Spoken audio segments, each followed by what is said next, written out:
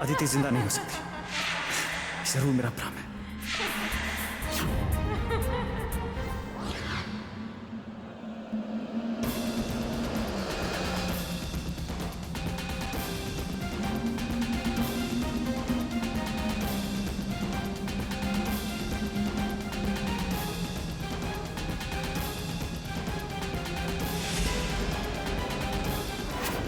ये क्या?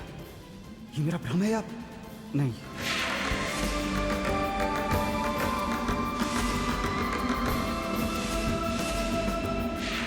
ये तो बिल्कुल ऐसा लग रहा है जैसे सच में। पर ऐसा कैसे हो सकता है? कोई मरकर जिंदा कैसे हो सकता है?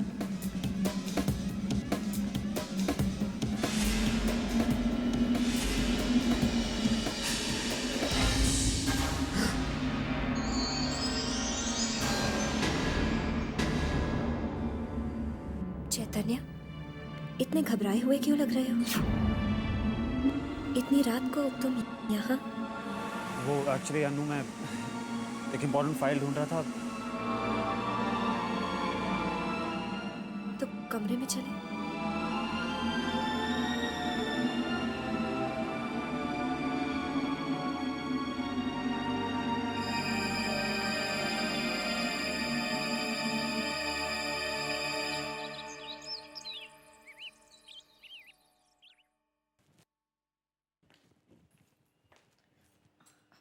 लच्छी, ये कैसे टूटा? अब हमें क्या पता, सुबह उठकर आए तो देखा टूटकर बिखरा पड़ा था। रात को तेज हवा चली होगी और खिड़कियां खुल गई होंगी, बिल्ली घर के अंदर घुस आई होगी। अब उसको क्या पता क्या महंगा है और क्या सस्ता, तोड़कर चली गई होगी। हाँ हाँ, बिल्ली ही होगी। और मैं गलतफहमी में न जाने क्या क्या सोचता रहा।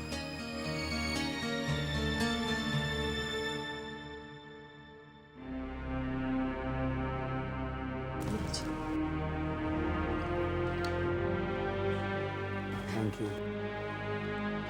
अनुपमा के ससुराल हो आई, उसे खुश देख लिया, बस मन को बड़ी तसल्ली हो गई। अगर आप भी आ जाते तो। माया, मैंने कहा ना कि मैं उसके बारे में कुछ सुनना नहीं चाहता। मैंने कहा था ना माया। नमस्ते। आइए आइए मिस्टर शर्मा, कहिए। जी सब पेपर्स रेडी हैं, आप इन पे साइन कर दीजिए। ओ हाँ,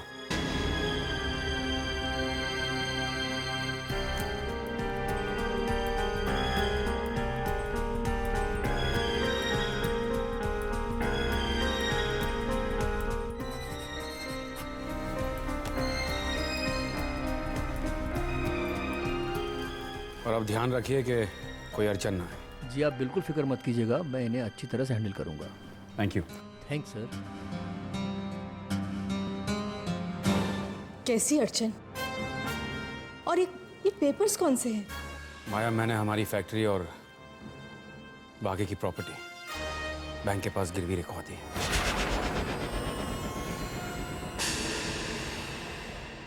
क्या? किरण के नाम पर जो हॉस्पिटल बन रहा था, उसका काम रुक जाता नहीं तो। माया, मेरे सामने और कोई रास्ता नहीं था। आप ऐसा कैसे कर सकते हैं? अरे जो मर चुके सो मर चुके, अब जो जिंदा है उनकी जिंदगी क्यों दांव पे लगा रहे हैं आप?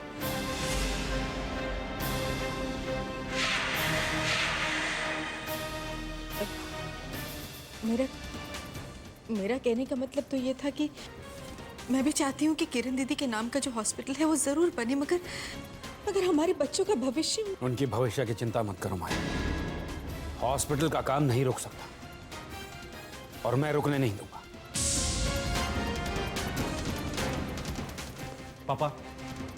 पापा, आपने अगर अनुपमा दीदी को प्यार दिया होता, उन्हें बेटी का मान और हक दिया होता ना, तो आज आपके ये हालात ना होते।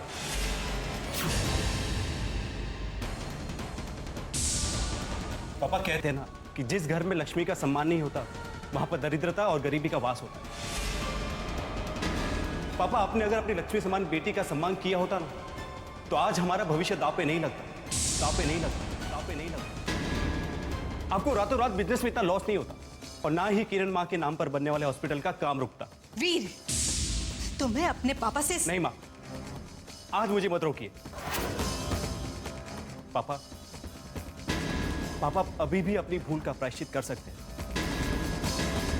एक बार, सिर्फ एक बार दिल से अनुपमा दीदी को अपनी बेटी मान लीजिए। उनके सर पर प्यार से आशीर्वाद का हाथ रख लीजिए। पापा फिर देखना, इस घर की सारी तकलीफें, सारे दुख दर्द दूर हो जाएंगे। बस बड़ों को अकल सिखाने की कोशिश मत करो। लेकिन जब छोटे बड़ों को गलती करता देखे तो कैसे चुप रहे पापा? पापा आपको किरण माँ के नाम पर बनने वाले हॉस्पिटल की इतनी चिंता, पर उनकी बेटी से इतनी नफरत। क्या ये सब देखकर किरण माँ की आत्मा रोती नहीं होगी? उन्हें दुख नहीं होता होगा?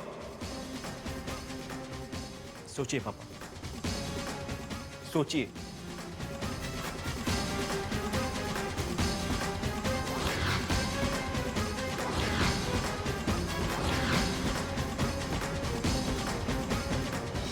चैतन्य, आपको याद है ना, आज गठबंधन खोलने की रस्म है।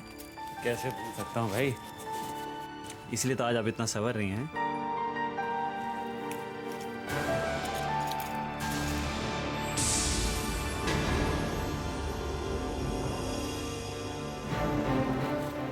अनु, वो जो बुक यहाँ कल रात को पड़ी थी वो दिख नहीं रही। आपने ही तो रखी थी। मैं नीचे जा रही हूँ, कुछ चाहिए? नहीं, बस मैं आता हूँ।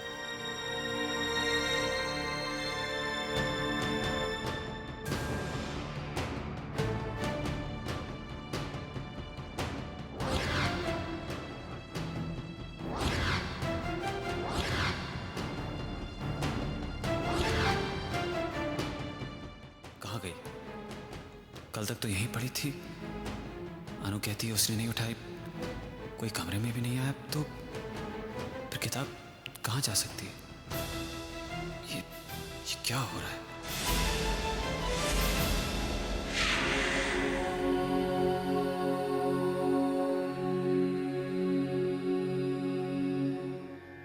शारदा आंटी, ये पूजा क्यों की जाती है? I mean, शादी के टाइम जो गठबंधन बांधा जाता है उसे अभी खोला क्यों जाता है? बेटे, ये एक बहुत प्यारी रस्म होती है। जब एक लड़के और लड़की की शादी होती है तो वो एक नए बंधन में बन जाते हैं। हम उन दोनों के दुपट्टों को बांधकर कहते हैं कि ये एक गठबंधन है। गठबंधन एक प्रतीक होता है उस नए बंधन का। कुछ दिनों बाद जब लड़का लड़की एक दूसरे को जान लेते हैं, तन से मन से एक हो जाते हैं, तो फिर इस प्रतीक की ज़रूरत नहीं रहती। इसलिए हम इन दुपट्टों को खोल देते हैं। बस यही रस्म है। ओह, अब समझ में आई मुझे। चैतन्य, आओ बैठो।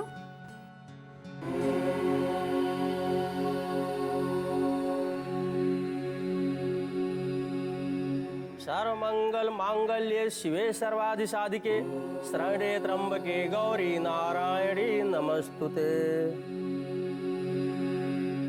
बेटी, अब तुम इस गठबंधन की गांठ को खोल दो।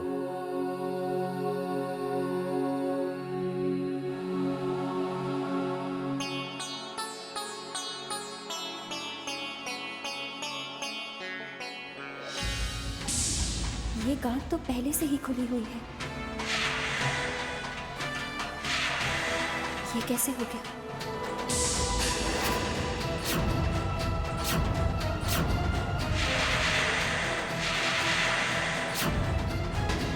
ये क्या? ये तो शुभ नहीं हुआ।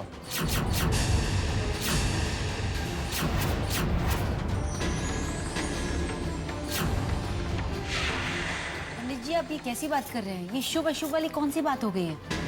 गांठ हल्की बंदी होगी इसलिए खुल गई। इन सब बातों से क्या फर्क पड़ता है? पंडित जी, जब मन के बंधन अटूट हो तो इन बातों से कोई फर्क नहीं पड़ता।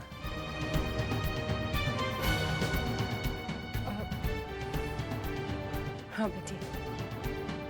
हाँ, मैं भी बिल्कुल यही समझती हूँ, लेकिन थैंक गॉड इस वक्त नानी यहाँ नहीं है।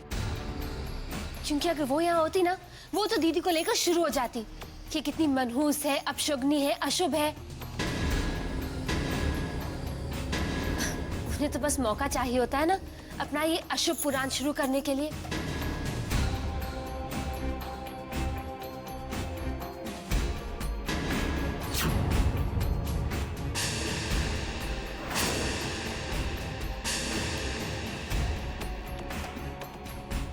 ये अपशगुन क्यों हुआ? आखिर क्यों?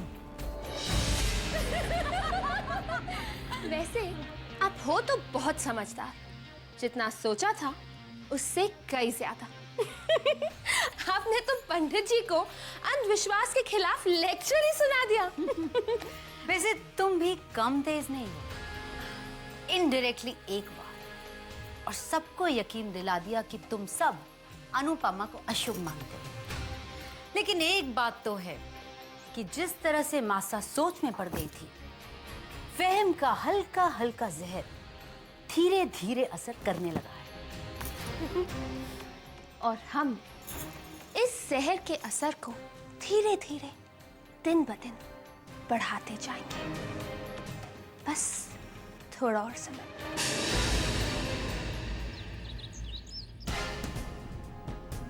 पापा कहते हैं जिस घर में लक्ष्मी का सम्मान नहीं होता वहां पर दरिद्रता और गरीबी का वास होता। पापा, आपने अगर अपनी लक्ष्मी समान बेटी का सम्मान किया होता तो आज हमारा भविष्य दांव पे नहीं लगा।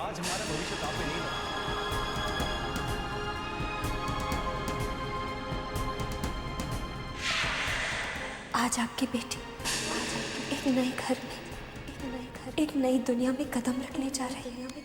मुझे आशीर्वाद दीजिए पापा, मुझे आशीर्वाद दीजिए।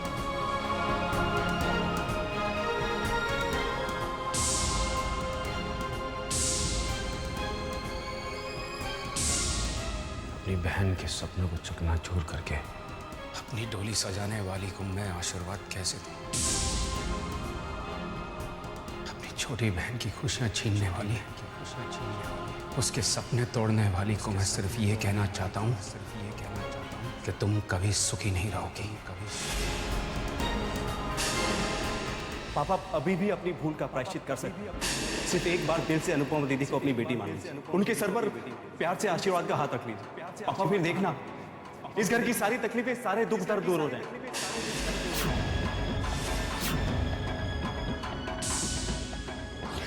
क्या हमारे बुरे दिनों का कारण मेरे दिल में अनुपमा के लिए बड़ी नफरत ही है?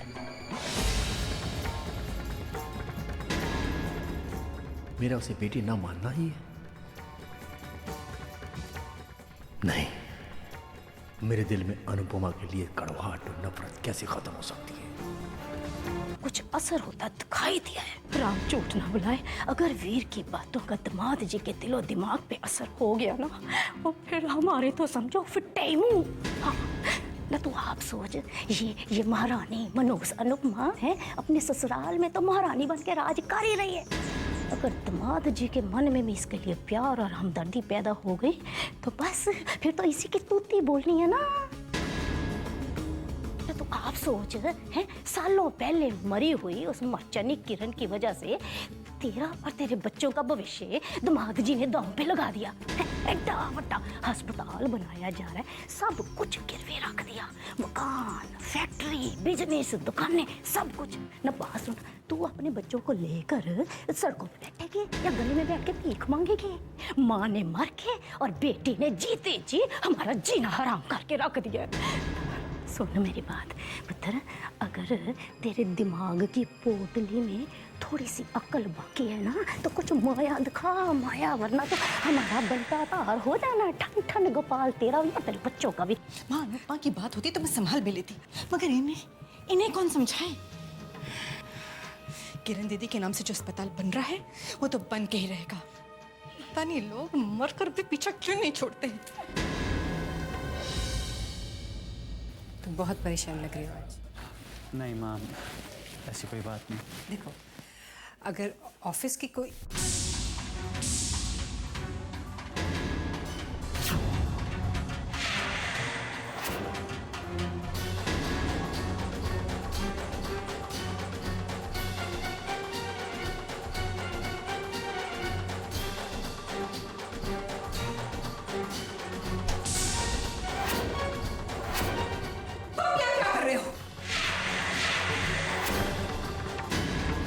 मैंने तुम्हें तुम्हें मना किया था इस ऑफिस में कदम रखने से। ये यहाँ क्या कर रहा है? मैंने तुझसे कहा था कि मेरी ऑफिस में कदम मत रखना। Get out. मॉम, जिस मनोज को आपने नौकरी से निकाला था वो इस कंपनी का मुलाजिम था, और जो मनोज इस वक्त आपके सामने खड़ा है वो इस कंपनी का नौकर नहीं बल्कि मेरा दोस्त है, और इसे कंपनी से निकालने का हक आपको नहीं है मॉम।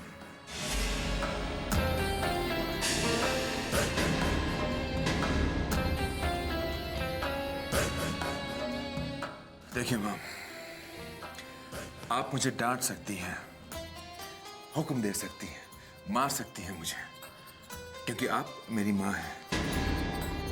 लेकिन मुझे किसके साथ रिश्ता रखना है और किसके साथ नहीं रखना है, इसके लिए आप मुझे मजबूर नहीं कर सकती। मैं दोस्तों और दुश्मनों में फर्क करना चाहता हूं।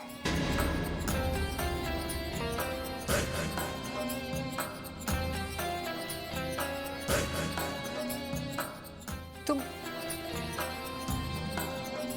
इसके लिए? बैठो मनोज।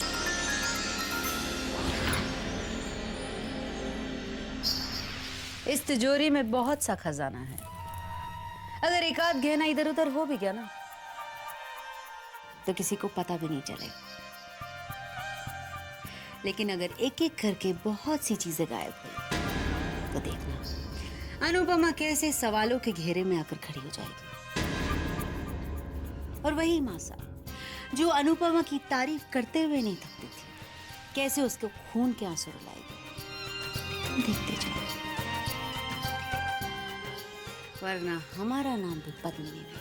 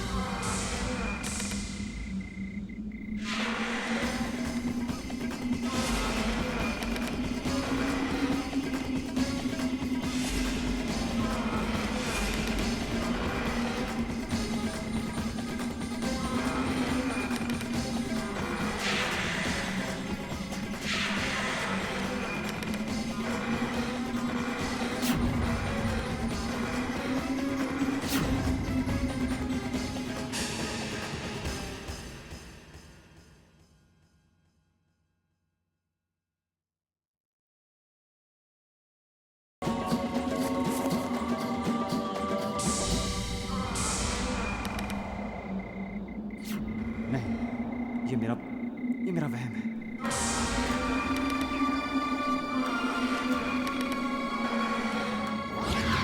पर मेरा भ्रम मुझे एकदम हकीकत सा क्यों लग रहा है? नहीं, मेरी आंखें कहीं धोखा तो नहीं खा रही? ये सब क्या है?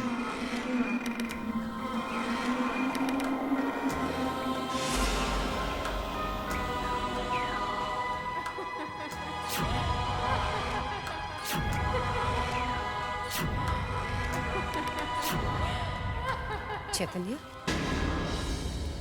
क्या बात है बेटी? ऐसे खोई खोई घबराए हुए से क्यों हो? माँ, वो मैंने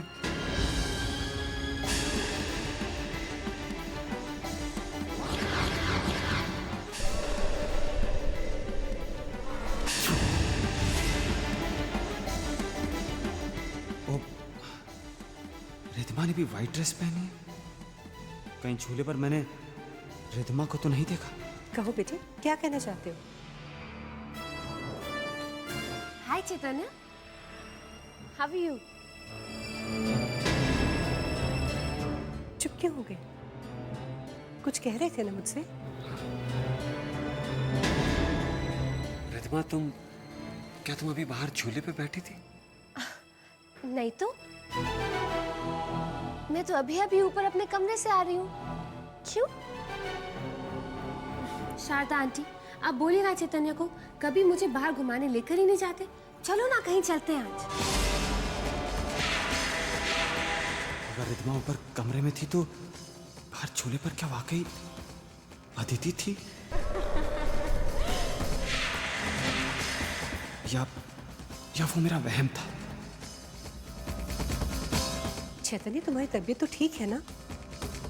माँ कुछ नहीं, वो माँ मैं जरा जाके चेंज करता हूँ।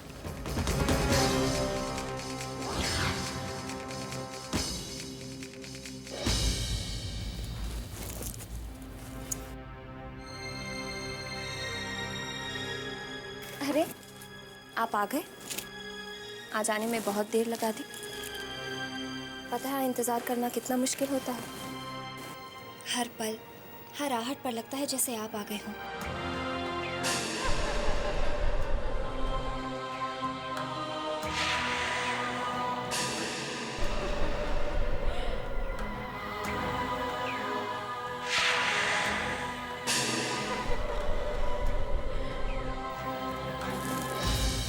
मैं कब से प्यार भरी बातें किए जा रही हूँ और आप है कि ध्यान कहीं और है।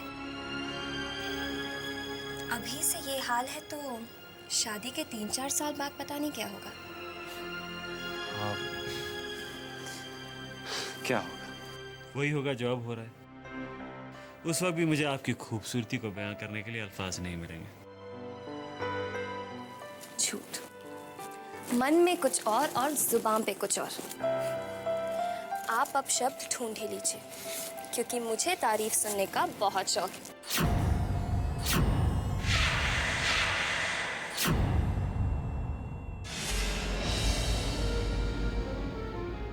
ये लीजिए।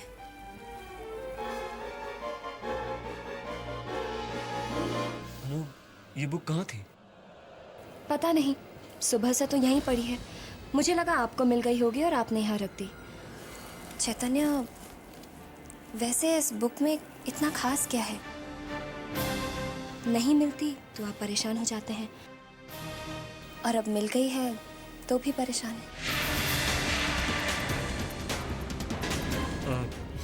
नहीं, ऐसी कोई बात नहीं, बस यूं मैं चेंज करके आता हूँ।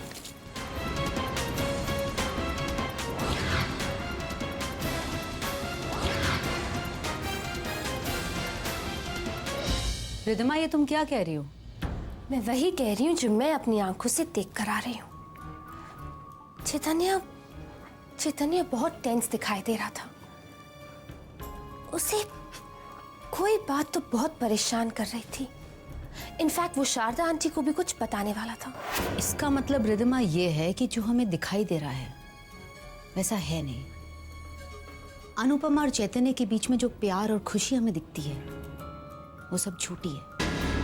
उन दोनों के रिश्ते पति पत्नी वाले तो हैं, लेकिन उनमें दूरियां वो वजह है। हाँ, चैतन्य वैसा लगता तो नहीं है, लेकिन हो सकता है कि उसकी संबंध किसी और लड़की के साथ। हाँ, क्यों नहीं, लेकिन इन मर्दों का कोई भरोसा नहीं है, कभी भी फिसल जाते हैं। खैर, चैतन्य की परेशानी यानी कि अनुपमा की परेशानी, और अनुपमा की परेशानी यानी कि हमारी खुशी। सिर्फ हमारी क्यों, आपके पति की भी तो खुशी होगी इसमें। हाँ, सो तो है। वैसे कहाँ हैं आपके पति? कहाँ हैं? एज यूजुअल अपने ऑफिस में है। अब भाई वो चैतन्य की तरह तो है नहीं कि 2 फाइल खोली और कुछ चेक्स पे साइन कर लिए और मुंह उठा के घर चले आए। अरे इतना बड़ा बिजनेस एम्पायर है और बेचारे अकेले संभालते हैं, तो काम तो करना ही पड़ेगा।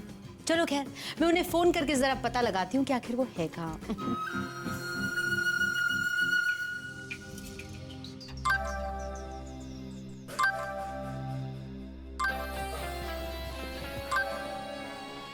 कौन डियर? मेरी बीवी है, कीप क्वाइट। हेलो। बोलो स्वीटहार्ट। स्वीटहार्ट देखो, मुझे आने में देर हो जाएगी, मैं एक बहुत ही इंपॉर्टेंट मीटिंग में हूँ। Alright, you take care, bye. Bye. अब देखो ना कितनी मेहनत करते हैं ये। सीरियसली रिदमा, हम बहुत खुशनसीब है कि हमें इतना प्यार करने वाला पति मिला। कितना किस्मत वाला हूं मैं, मुझे पद्मिनी जैसी बीवी मिली है। कितना भरोसा करती है मुझ पर, विश्वास करती है मुझ पर। भगवान मुझे हर जन्म पद्मिनी जैसी पतिव्रता बीवी देना। और तुम मजा करते रहना। ऑफ कोर्स जाने मन, कम ऑन।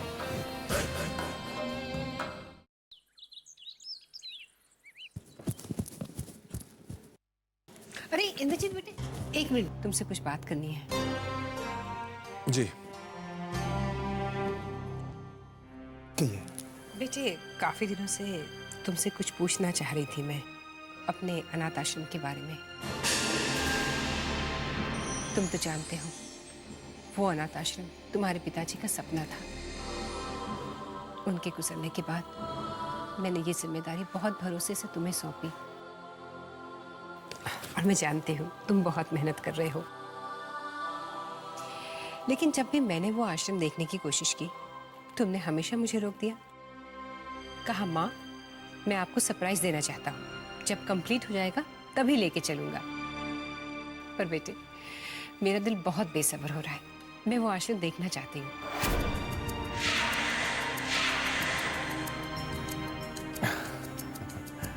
मॉम, आप आश्रम देखना चाहती है ना?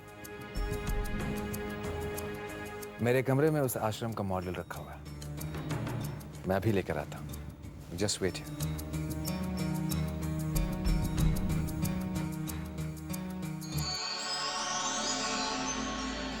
मॉम, ये देखिए, ये है अनाथ आश्रम का मॉडल। हूबहू ऐसा ही हमारा अनाथ आश्रम तैयार हो रहा है। बहुत ही खूबसूरत है बेटे। अब तो मैं इसे देखने के लिए और भी बेसब्र हो रही हूँ। देखो मॉम, एक्साइटमेंट में ये बताने ही भूल गया कि अनाथ आश्रम के बिल्कुल मेन एंट्रेंस पर, बिल्कुल इस जगह, मैं डैड की एक बड़ी सी मूर्ति स्थापित करवा रहा हूँ। इस जगह, जानती हो मॉम, मैंने तो मूर्ति के लिए ऑर्डर भी कर दिया।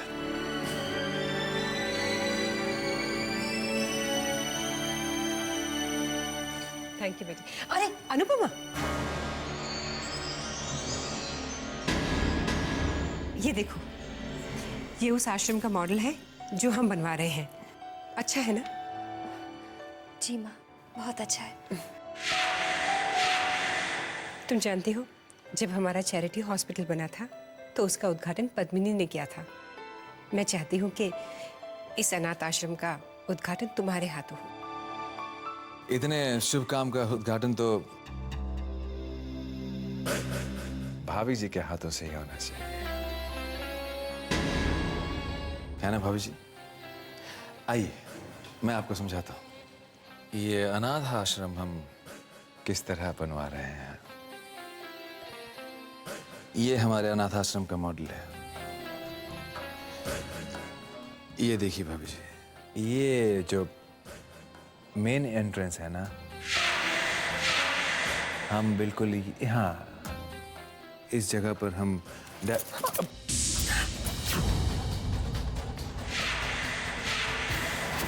अनुपमा, ये तुमने क्या किया? माँ, वो गलती से हाथ लग गया। माँ, मैं अभी ठीक कर देती हूँ। कोई बात नहीं मॉम, ये तो सिर्फ एक मॉडल है, मैं इसे ठीक कर देता हूँ।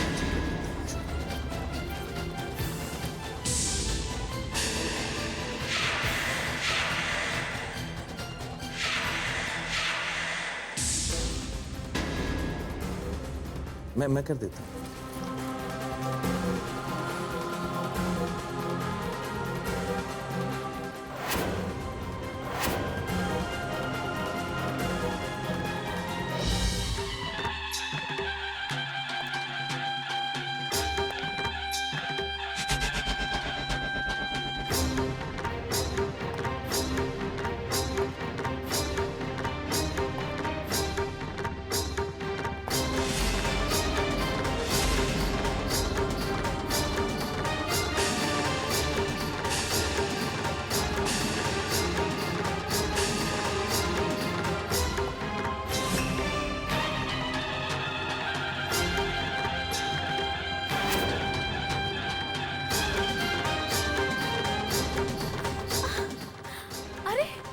राजवीर भाई साहब आप मैं पद्मिनी भाई साहब को खुशखबरी देके आती हूँ। हाँ, आइए ना।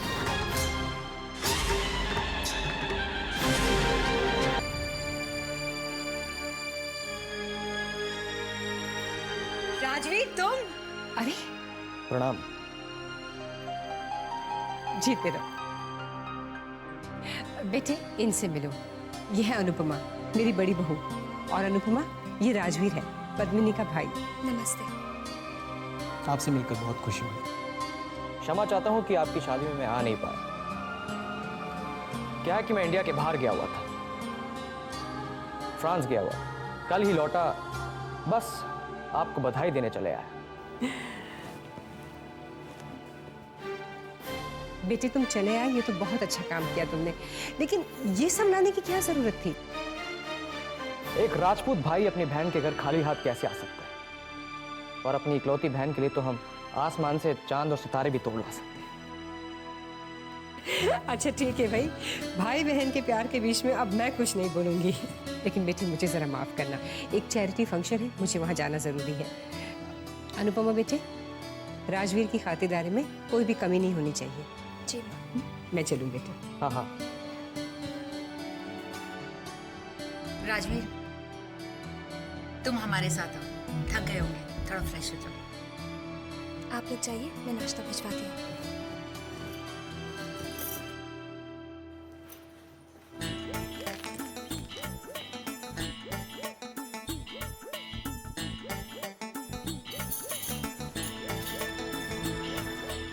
लच्छी, कौन आया है? ये सब सामान कौन लेकर आया है? हमारी पद्मिनी बाईसा के भाई साहब।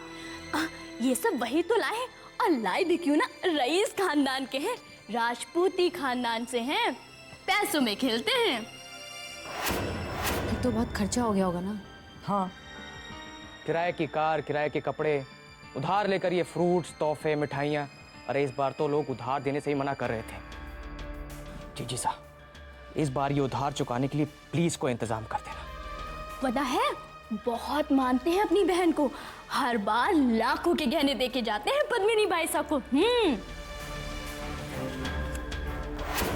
देखो जीजी साहब, ये सारे गहने नकली हैं, किसी को पता नहीं चलना चाहिए। और पता है, महल जैसा घर है हमारे राजवीर भाई साहब का। हाँ। हवेली का क्या हुआ? बहुत मुश्किल से 1 महीने का स्टे ऑर्डर मिला है, नहीं तो अब तक तो हवेली नीलाम हो गई होती। पैसों में खेलते हैं पद्मिनी भाई साहब के भाई साहब, इकलौते वारिस है। हाँ। जी साहब, पैसे पैसे के लिए मोहताज होने के दिन आ गए हैं। इस बार इंतजाम कुछ ज्यादा कर देना। पिछले महीने उधार कुछ ज्यादा ही सिर पे चढ़ गए हैं, और फिर तुम बिल्कुल चिंता मत करो, हम अपनी तरफ से पूरी कोशिश करेंगे। जी साहब। अच्छा, तो और कौन कौन है राजवीर के घर में? मेरा मतलब है, माँ बाप तो होंगे ही, और कोई पत्नी? ना ना, अभी उनकी शादी कहाँ हुई है। अरे पर उनके लिए दुल्हन ढूंढी जा रही है। राम कसम, उनकी दुल्हन जो भी होगी बड़ी किस्मत वाली होगी। हाँ। उसकी दुल्हन मैं भी तो हो सकती हूँ, इकलौते वारिस की दुल्हन। इतने से क्या होगा? फिलहाल तुम इसे रखो, आज रात को जरूर हम कुछ इंतजाम करेंगे। पद्मिनी,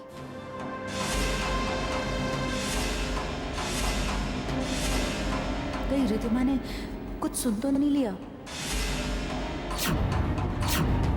मुझे तुमसे ये उम्मीद नहीं थी।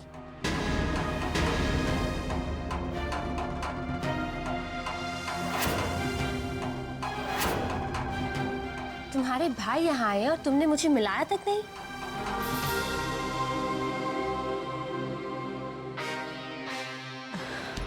ओह रिद्धिमा, ये हमारे भाई है राजवीर, और राजवीर ये अनुपमा की बहन है रिद्धिमा। लेकिन अब हमारी बहुत अच्छी दोस्त बन गई है। Nice to meet you. Same here.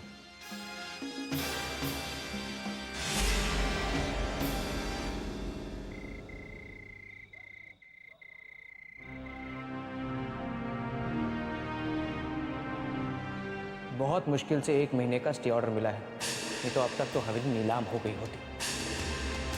जीजी साहब, पैसे पैसे के लिए मोहताज होने के दिन आ गए हैं। इस बार इंतजाम कुछ ज्यादा कर देना। क्या करूं? तिजोरी में गहने और रुपए चुराने के सिवा अब हमारे पास कोई और चारा भी तो नहीं है। हम पर तो किसी को कभी कोई शक हो ही नहीं सकता, क्योंकि अब तिजोरी की चाबियां जो अनुपमा के पास रहती हैं। सवाल पूछे जाएंगे तो अनुपमा से, फंसेगी भी तो अनुपमा।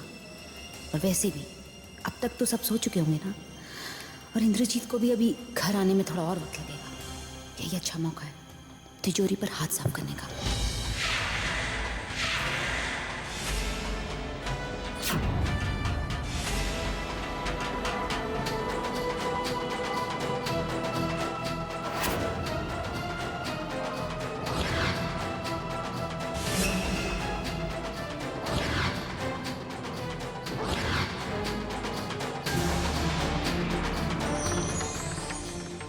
बड़ी चीज ना लेकर ये छोटी छोटी चीजें अगर मैं चोरी करूंगी तो किसी की नजरों में नहीं आऊंगी। जब तक हो सकेगा चोरी करती रहूंगी। जितना चुरा पाई उतना अच्छा होगा।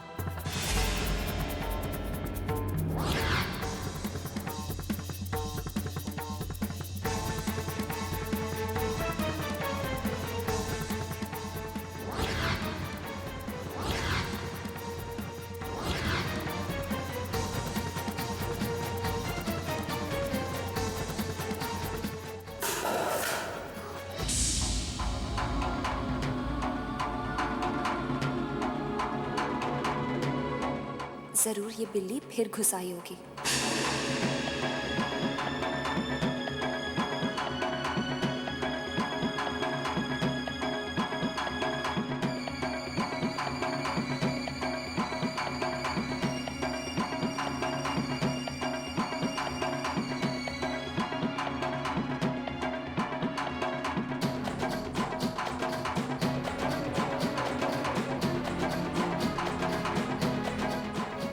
गॉड, ये चाबियां कहाँ गिर गई? चाबियां नहीं मिल रही हैं।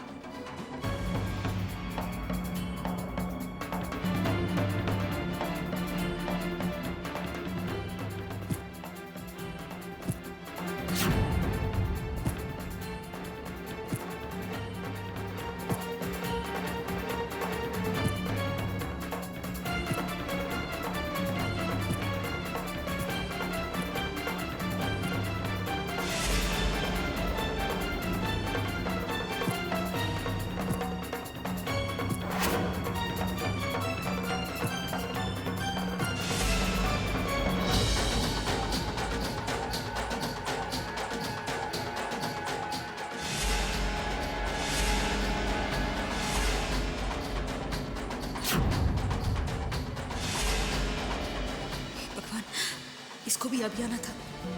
अगर अनुपमा की नजर उन चाबियों पर पड़ गई तो सारी किए कराए पर पानी फिर जाएगा।